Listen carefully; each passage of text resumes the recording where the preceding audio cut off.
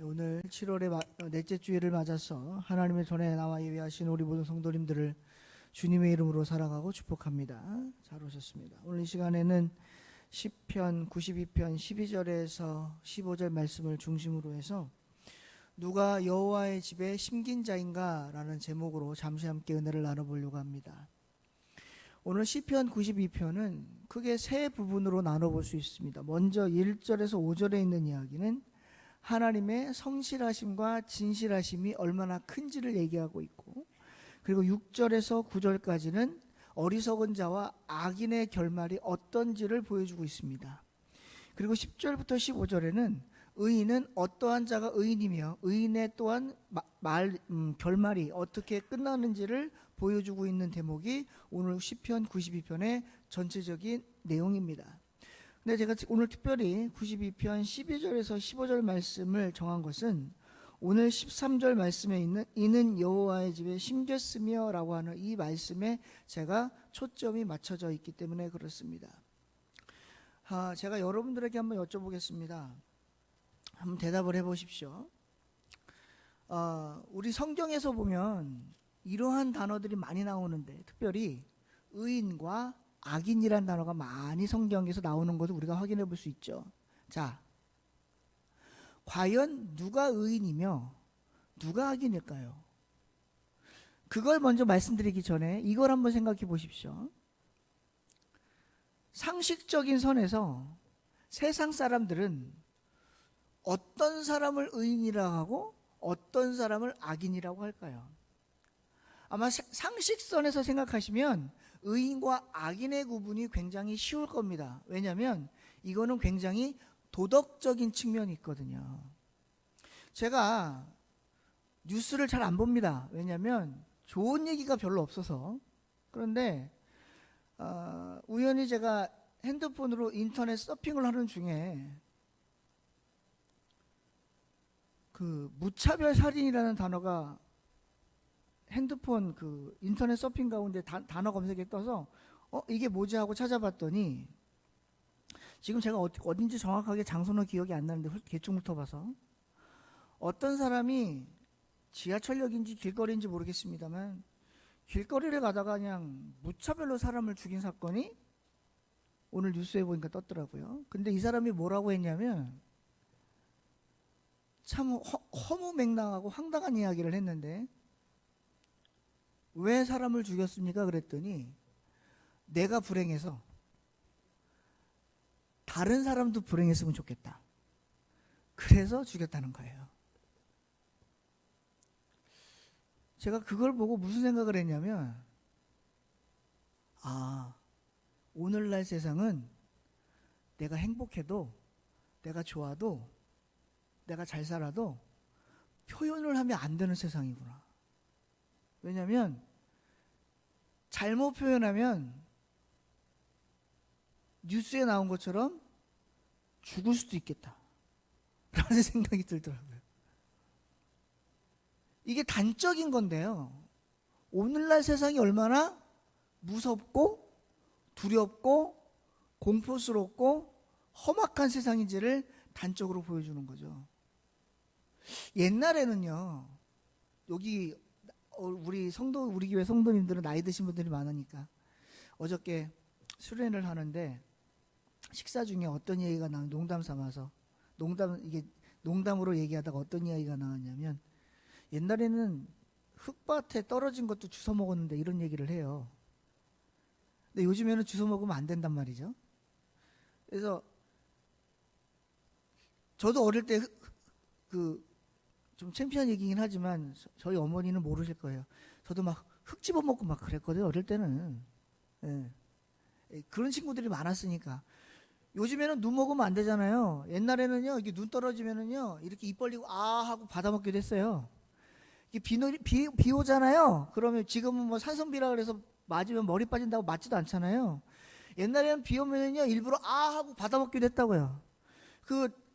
요즘에는 첨화나 기와가 많지 않지만 첨화 기와 밑에 떨어지는 물 같은 거 받아가지고 먹기도 했고요. 또 저 어릴 때 생각하면 어떤 게 떠오르냐면, 아기 때니까 그랬겠죠. 겨울에 빨래를 널어놓으면 빨래가 물이 똑똑똑 떨어지면 고드름 있게 얼잖아요. 저 그것도 따먹고 그랬어요.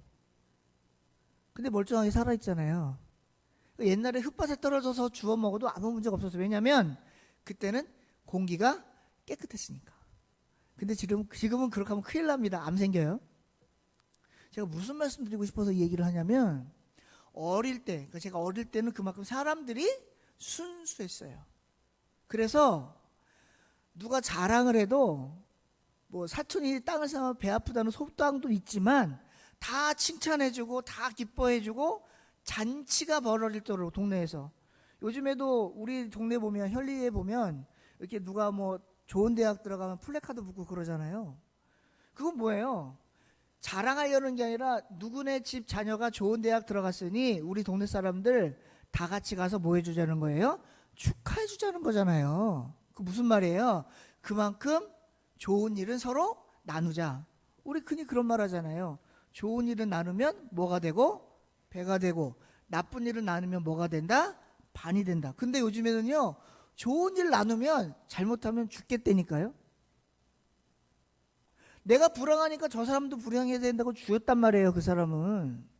물론 대한민국의 모든 사람들이 다 그렇다고 일반화를 시키는 건 아니지만 그만큼 세상이 험악해졌다는 말씀을 드리려고 하는 거예요. 그러면 제가 처음에 말씀드렸던 서두로 돌아가서 의인과 악인의 차이가 뭐냐는 거예요. 누가 의인이고 누가 악인이냐는 거예요. 아니, 더 쉽게 얘기해서 세상에서 생각하는 상식선에서 누가 의인이고 누가 악인이냐는 거예요. 간단해요. 의인은 세상을 이롭게 하는 사람, 사람들을 도와주는 사람, 불쌍하고 어려운 사람들을 발벗고 나서서 도와주는 사람. 이번에 여러 곳에서 수해나고 막 침수가 돼서 사람들이 고통을 당하고 목숨을 잃은 분도 많잖아요.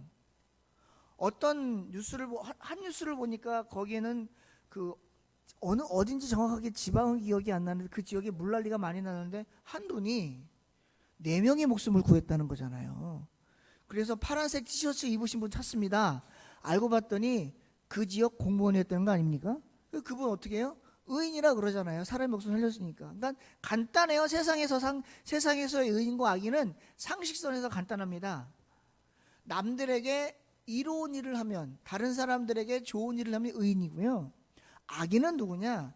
남들에게 해를 끼치면 악인이에요. 그런데 성경에서 얘기하는 의인과 악인은 누구냔 말이에요. 성경에서 말하는, 성경의 의인과 악인이 많이 나오는데 성경에서 말씀하는 의인과 악인이 누구냔 말이에요. 우리 성도님들은 이렇게 질문하면 뭐라고 대답하실지 제가 한번 대답을 들어볼게요. 오늘 오신 성도님들은 우리 스스로 생각할 때, 저를 포함해서 우리는 의인입니까? 악인입니까? 왜 대답을 못 하실까요? 아니, 자신 있게 얘기를 해보세요. 괜찮아요. 제가 틀리면 고쳐드리고 맞으면 박수 쳐드릴게요. 오늘 오신 성도님들 우리 모두는 의인입니까? 악인입니까? 크게 얘기하세요. 자신 있게. 제가 그랬잖아요. 틀리면 고쳐드리고 맞으면 박수 쳐드린다니까요. 입으로 얘기하지 마. 여러분, 예수님이 오셨는데 너 이름이 뭐야? 그러는데 이러실 거예요? 자신 있게 얘기하세요. 예, 의인이 되어가는 중이래요. 악인이래요. 자, 우리는 오늘 지금 악인이라고 얘기한 사람이 제 아들이에요. 자, 우리는 성경에 입각하면, 이 얘기를 해야 되겠구나. 이걸 붙여야 되겠다. 단서를 붙여야 되겠다. 성경에 입각하면, 또는 하나님 시각에 보면, 우리는 의인입니까? 악인입니까? 의인이에요. 의인이 되어가는 중이 아니라, 악인이 아니라, 의인이라고요. 누구 시각에서? 하나님 시각에서 의인이라고요. 물론 우리 성도님들이 무슨 말씀을 하는 줄 알아요. 왜냐하면 의인이라고는 하지만 이거는 사도 바울이 말한 이신칭의, 의인이라 칭함을 받은 거지 내 스스로가 의인이 아니기 때문에 내가 의인이라고 하면 교만한 것 같고, 그렇다고 죄인이라고 얘기하자니 나는 용서받은 사람인데 죄인이라고 얘기하니 껄쩍지긴 하고, 그 얘기 못 하시는 거 알아요. 그런데 하나님이 볼 땐 이건 절대 불변입니다. 우리가 볼 때가 아니라 하나님의 시각에서예요. 하나님이 볼 땐 오늘 예배에 나오신 저와 여러분은 의인이란 말이에요. 이걸 의심하시면 안 돼요. 왜 그러냐면 천국은 누구만 들어가요?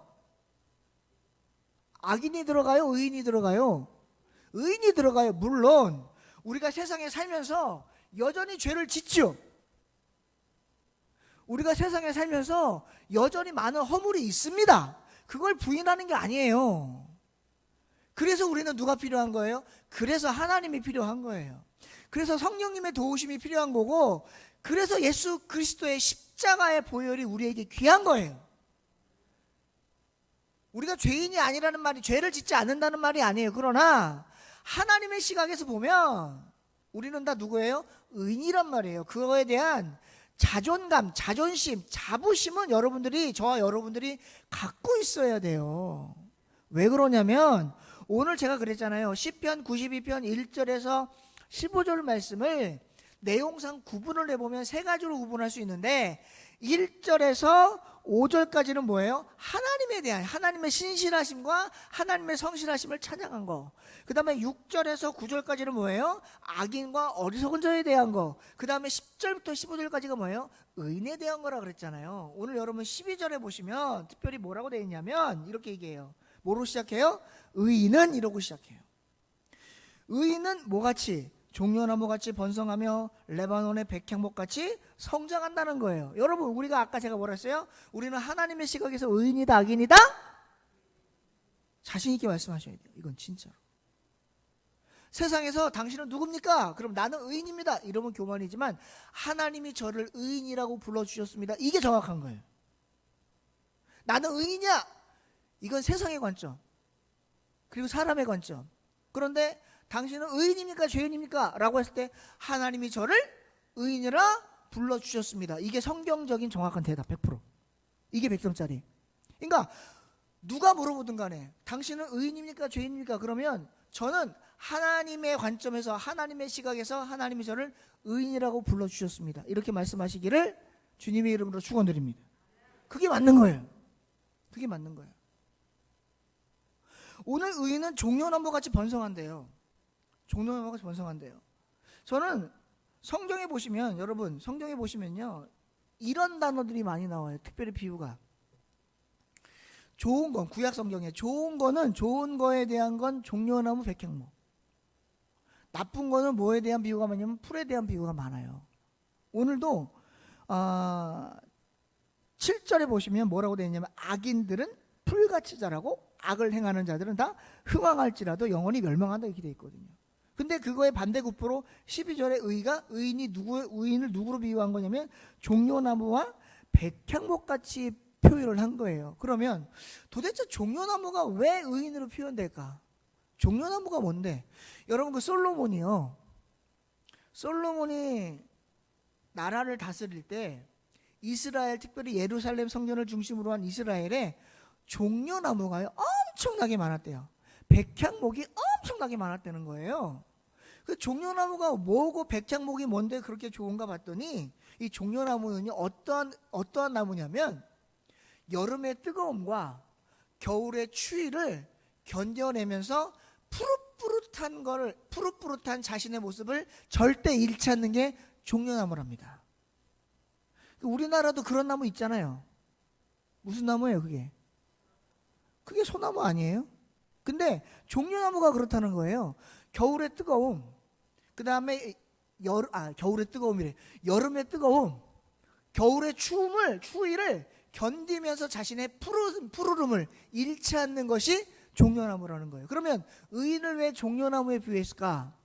세상의 환난과 역경과 고난과 많은 세상의 어려움 속에서도, 그리고 내 스스로에게 오는 좌절과 낙심 속에서도 뭘 잃지 않는 자? 믿음을 잃지 않는 자. 이걸 성경은 뭐라고 표현했다? 의인이라고 표현했다는 거예요. 그 백향목은 뭔가? 도대체 백향목이 뭔데 의인의 비유가 되는가 봤더니요, 여러분, 이 백향목은요, 여러분 나무도요 나이를 먹잖아요. 그럼 나무의 나이를 뭘로 알 수 있습니까? 우리가 나이테라는 걸로 알 수 있잖아요. 이 나이테는 뭐예요? 이 나무가 한 살 한 살 자라면서 커질 때마다 생기는 줄이잖아요, 줄. 그런데 이 백향목은요, 나이를 연수로 세지 않는답니다. 그럼 뭘로 세느냐? 세기로 센대요. 여기서 얘기하는 세기는 세다 약하다 할 때 그 세기가 아니라요, 1세기, 2세기, 3세기 할 때 그 세기입니다. 영어로 센츄리. 그러니까 이 백향목은요 100살이 한 살인 거예요. 쉽게 얘기하면 200살이 두 살이고, 그만큼 오래오래 산다는 거예요. 종려나무가요. 그만큼 나이가 어떻게 해요?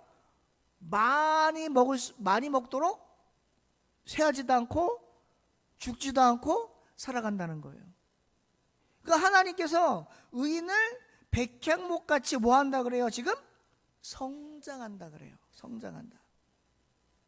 사랑하는 성도 여러분, 우리 사랑하는 성도님들은 제가 말씀드렸던 것처럼 의인님으로 백향목같이 믿음의 성장을 이루시고, 그리고 종려나무같이 세상의 환난과 역경과 아픔과 슬픔과 낙심과 좌절과 절망 속에서도 믿음을 잃지 않고 믿음의 순수성과 푸르름을 계속해서 지켜나가시는 그러한 믿음의 소유자들이 다 되시기를 주님의 이름으로 축원드립니다.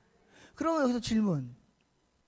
그러면 오늘 13절에 보니까 이는 여호와의 집에 심겼으며 우리 하나님의 뜰 안에서 번성한다 그랬는데, 그렇다면 의인이 여호와의 집에 심겼다라는 건데, 그러면 우리가 어떻게 해야 여호와의 집에 심길 수 있을까요? 여러분 한번 가만히 한번 생각을 해보세요. 제가 또 한번 질문을 드려볼게. 하나님의 집에는 누가 오나요? 하나님의 집에는 누가 옵니까? 의인이 오죠. 의인은 누굽니까? 하나님의 자녀입니다. 즉 무슨 말이냐? 내 집은 만민이 기도하는 집이라고 누가 그러셨어요? 예수님이 말씀하셨어요. 그 만민은 누굴 얘기하는 거예요? 하나님의 자녀들을 얘기하는 거예요. 그러면 반대로 한번 얘기를 해볼게요. 그러면 하나님의 집에 왔다고, 하나님의 집에 있다고 다 하나님의 자녀일까요? 어떻게 생각하세요? 더 쉽게 얘기해 드릴게. 교회는 누가 오느냐? 예수님 믿는 사람이 오죠. 그죠? 근데 교회 왔다고 예수님 믿는 사람일까요? 좀 더 단순하게, 교회 온 사람은 천국 갑니다. 근데 교회 왔다고 다 천국 갈까요? 여러분 제 말이 좀 아리송하죠? 아리송해요. 이상하다. 교회 오는 사람은, 예수 믿는 사람이 교회 오는데 교회 오는 사람이 다 천국 가나? 교회, 하나님의 자녀가 교회 오는데 교회 오는 사람이 다 하나님의 자녀인가? 이거 굉장히 중요한 사실이거든요. 사실은 굉장히 중요한 팩트거든요. 이게요. 왜 그러냐면, 우리 체크해보고 넘어갈 게 뭐냐면, 성경에 보니까 예수님이 뭐라고 하셨냐면, 두 사람이 밭을 갈다가 한 사람만 들림받는다. 두 사람이 맷돌 갈다가 한 사람만 들림받는다. 10명의 처녀가 있는데 5명은 청국잔치 들어가고 5명은 못 들어갔어요. 3명의 종이 있는데 2 종은 칭찬 듣고 잔치에 참여했는데 1 종은 밖에 쫓겨나 울며 슬피 울며 이를 간다는 거예요. 자, 그러면 이 말씀에 입각해서 오늘 13절에 나와 있는 여호와의 집에 심긴 사람이 다 누가 여호와의 집에 심긴 사람의 조건이 뭐냐는 거예요. 이제 이게 중요한 거예요. 누가 여호와의 집에 심긴 사람이냐? 첫째, 하나님 말씀을 철저하게 순종하는 사람. 여기서 중요한 게 있어요. 뭐냐? 하나님 말씀을 철저하게 순종하는데 철저하게 순종하는 사람, 요 말 안에 중요한 게 뭐냐면 바로 이 순종이 있습니다. 말씀을 아는 사람이 아니에요. 순종하는 사람이에요. 누가복음에 보시면 예수님이 비유를 하십니다. 아버지가 두 아들에게 얘기한다는 거예요. 큰 아들에게 얘기했다는 거예요. 아들아, 아빠 대신 밭에 가서 일 좀 해라. 큰 아들이 뭐라 그래요? 네? 해놓고 안 갔어. 그 둘째 아들한테 얘기했어요. 둘째 아들, 아빠 대신 밭에 가서 일 좀 해라. 싫어요. 그랬는데 곧 후회하고 밭에 갔다는 거예요. 자, 예수님이 물었어요. 누가 순종한 사람이냐? 말하나 말하지. 말하나 말하죠. 사랑하는 성도 여러분, 예수님이 이 비유를 통해서 우리에게 가르쳐주고도 하시는 건 말씀을 아는 게 중요한 게 아니라 말씀을 행하는 게 중요하다는 거예요. 그럼 누가 신긴 자냐? 말씀을 많이 아는 게 중요한 게 아니고 말씀을 실천하는 사람이 하나님의 전에 하나님의 집에 신기운 자인 줄로 믿습니다. 저와 여러분은 오늘날 그럼 어떻게 하나님의 집에 신길 수 있을까요? 말씀을 잘 순종해야 됩니다. 여러분 이걸 잘 기억하셔야 돼요.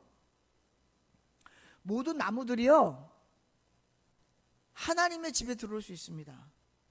그런데 모든 나무들이요 하나님의 집에 들어왔다고 다 하나님의 집에 심겨지는 게 아닙니다. 어떤 나무는요 심겼다가 죽어버리기도 하고요, 어떤 나무는요 심기지도 못하고 버려지기도 하고요, 어떤 나무는요 거기에 심기지도 못하고 엉뚱한데 심겨지기도 해요. 같은 나무인데 왜 그럴까요? 그것은 그 나무의 본질이 하나님의 집에 심길 수 있는 나무냐 아니냐에 따라서 이 차이가 나타나는 거라는 걸 우리는 기억을 해야 돼요.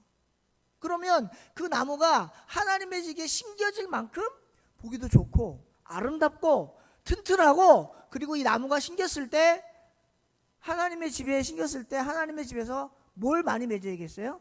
과실을 많이 맺어야 되잖아요. 과실을 많이 맺어야 되잖아요. 그래야 하나님의 집에 심길 자격이 있는 나무라고 하는 사실입니다.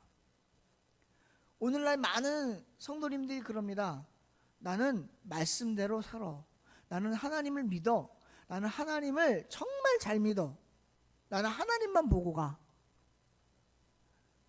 네, 그럴 거라고 그렇게 됐으면 좋겠습니다. 그러나 내가 나를 판단하지 마시고 우리는 늘 누구의 시각에서 내 자신을 바라봐야 되냐면 하나님 시각에서 내 모습이 어떤지를 확인해 볼 수 있어야 된다는 사실을 기억하셨으면 좋겠어요.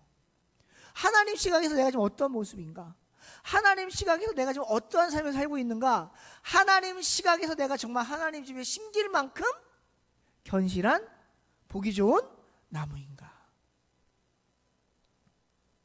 우리 교회 마당도요 나무가 많아요.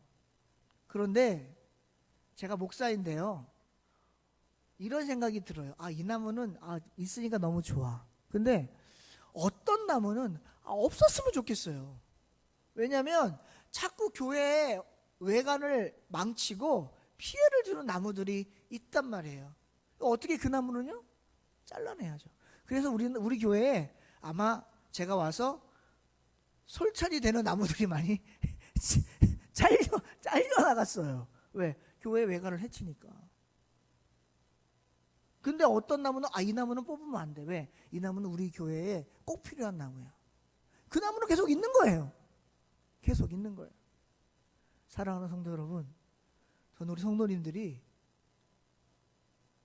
하나님의 집에, 하나님의 교회에 잘 심겨져서 절대로 뽑히는 일 없이, 옮겨지는 일 없이, 잘리는 일이 없이 그 나무는 나에게 꼭 필요한 나무야. 그 나무가 있어야 내 마음이 놓여. 그 나무가 있어야 내가 기분이 좋아. 그 나무 때문에 내가 힐링이 돼 라고 칭찬 듣는 나무들이 되시기를 주님의 이름으로 축원드립니다.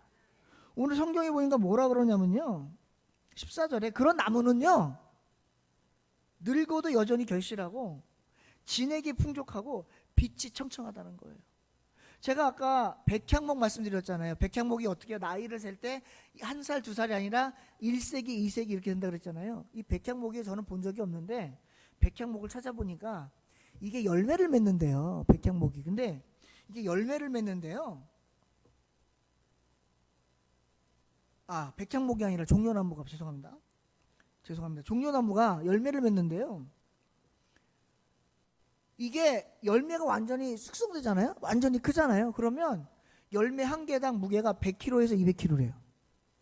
종려나무 열매가 완전히 열리면 개당 100kg에서 200kg 정도 나간대요. 저는 본 적이 없어서 모르겠는데 그렇게 써놨더라고, 주석책에 보니까. 도대체 종려나무가 뭔지 제가 주석책을 제가 확인을 해봤더니 주석책에 그렇게 써놨어. 100kg에서 200kg, 한 개당 100kg에서 200kg래요. 그러면 그거 최하 남자 두 명이 큰 장정 남자 2명이 돼야 열매 하나 들을 수 있는 무게잖아요. 종려나무 열매가. 그 열매가 얼마나 큰지를 우리가 알 수 있는 거죠. 열매가 그렇게 크려면 나무가 어때야 될까요? 여러분 상식적으로 생각을 해보세요. 열매가 열리는데 100kg, 200kg 되는 나무 열매가 나무에 매달려 있으려면 나무가 어떻게 되게 돼요? 이 나무를, 이 열매를 견딜 수 있을 만큼 튼튼해야 될 거 아니에요. 튼튼해야 돼요. 그럼 뭐가 깊어야 돼요? 뿌리도 깊어야 되고, 그럼 거기서 뿌리에서 영양분도 잘 빨아 올려야 되고, 그리고 가지나 이런 데로 잘 영양분을 공급해야 되고, 그리고 진액도 풍부해야 돼요. 나무가 빼짝 꼬라버리면 못 매달려 있잖아요, 열매가. 그러니까 종려나무 열매가 그렇게 한 개당 100kg, 200kg씩 되는 열매를 맺으려면 얼마나 좋은 나무여야 되는지 상상을 한번 해보십시오. 그런 나무가 어디 심겨 있다는 거예요? 지금 하나님의 집에 심겨 있다는 거예요. 그럼 그 나무가 누구라는 거예요? 그게 의인이라는 거예요. 그 의인은 누구를 지칭하는 거예요? 오늘 이 자리에 나오신 하나님의 자녀인 저와 여러분들을 지칭한다는 사실을 기억하셨으면 좋겠습니다. 여러분, 하나님께서 의인이라고 칭한 그 사람은 백향목과 종려나무 같이 하나님의 집에 심겨져서 늙어도 뭐라 그래요? 오늘 13절에 결실하고 진액이 풍족하여 빛이 어떻다는 거예요?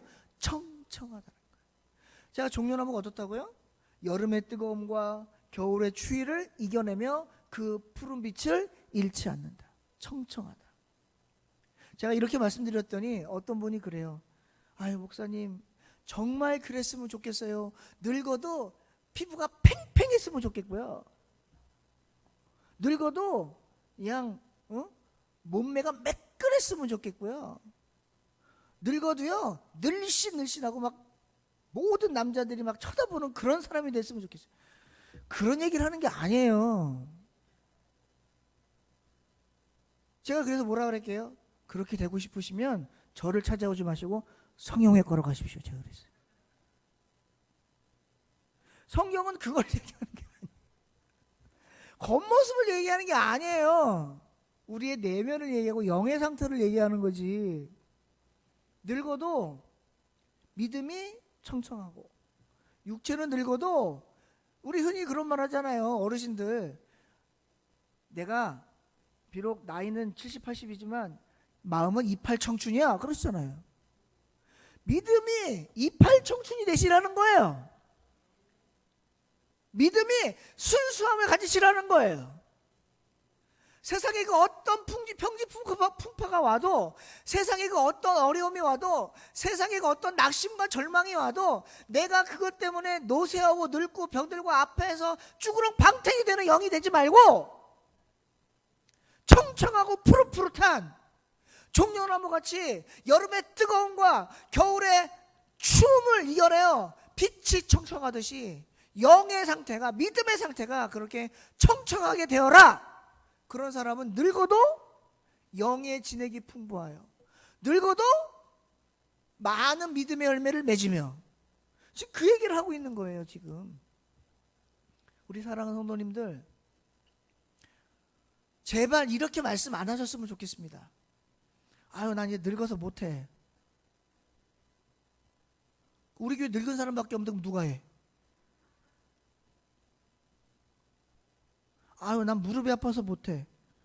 어깨 아픈 내가 해 그럼? 누가 할 건데? 그렇게 얘기하면 오늘 오후 예배 끝나고 교회 청소할 건데 도망만 가보세요.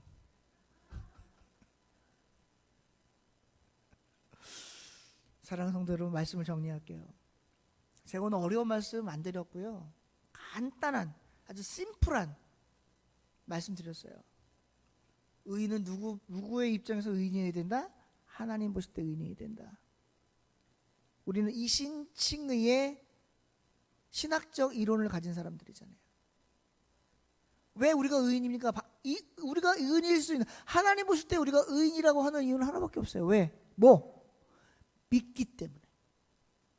예수님을 믿고 하나님을 믿고 성령님을 믿기 때문에, 성삼일체 하나님을 믿기 때문에, 그 믿음 때문에 내가 의인이 될 수 있는 거예요. 그 의인은 어디에 심겨졌다고요? 하나님의 집에 심겨졌다. 그러면 하나님의 집에 심겨진 나무가 뽑히지 않으려면 어떻게 된다? 정말 거기서 하나님의 집에서 온전히 잘 성숙하고 자라려면 어떻게 된다? 말씀에 순종해야 된다. 그럼 심긴 나무가 어떻게 된다? 오늘 말씀처럼 13절에 있는 것처럼 늙어도 결실하고 진액이 풍족하고 빛이 청청하여. 15절에 뭐라 그래요? 그래서 그런 자들에게 선포되는 말씀이 15절 같이 읽겠습니다. 시작. 여호와의 정직하심과 나의 바유되심과 그에게는 불의가 없음이 선포되리라. 누구에게? 하나님의 집에 심겨진 의인의 나무들에게. 오늘 오신 분들은 다 하나님의 의인이라고, 하나님께 의인이라고 인정받으신 분들인 줄로 믿고, 오늘 말씀드린 것처럼 성경에 있는 것처럼 하나님의 집에 잘 심겨져서 뽑히지 마시고 떠나지 마시고 하나님의 뜰 안에서 잘 번성하여 육체는 늙더라도 영은 결실하고, 육체는 지치더라도 노쇠하더라도 영은 진액이 풍족하고, 육체는 빛을 잃더라도 영은 빛이 청청하여 하나님이 선포하시는 이 선포가 그대로 임해지기를 주님의 이름으로 축원드립니다. 기도하겠습니다. 하나님, 오늘 부족한 자가 시편 92편 12절에서 15절 말씀을 가지고 잠시 은혜를 나눴습니다. 주신 말씀 속에서 받은 은혜 잊지 않게 하시고 그 말씀대로 살아가 하나님의 집에 심긴 나무처럼 빛이 청청하고 진액이 풍족하고 늙어도 열매를 많이 맺는 우리 사랑하는 성도님들 다 될 수 있도록 하나님 도와 주시옵소서. 부족한 자 말씀 전할 때 혹 잘못 전한 말씀 있으면 용서하시고, 우리가 들은 말씀 중에 기억되어야 될 말씀 있으면 잘 기억나게 하셔서 그 말씀대로 살아 하나님 뜻대로 믿음으로 살아가서 하나님께 인정받고 칭찬 듣는 우리 모두 될 수 있도록 하나님 도와 주시옵소서. 감사드리고 예수님의 이름으로 기도드리옵나이다. 아멘.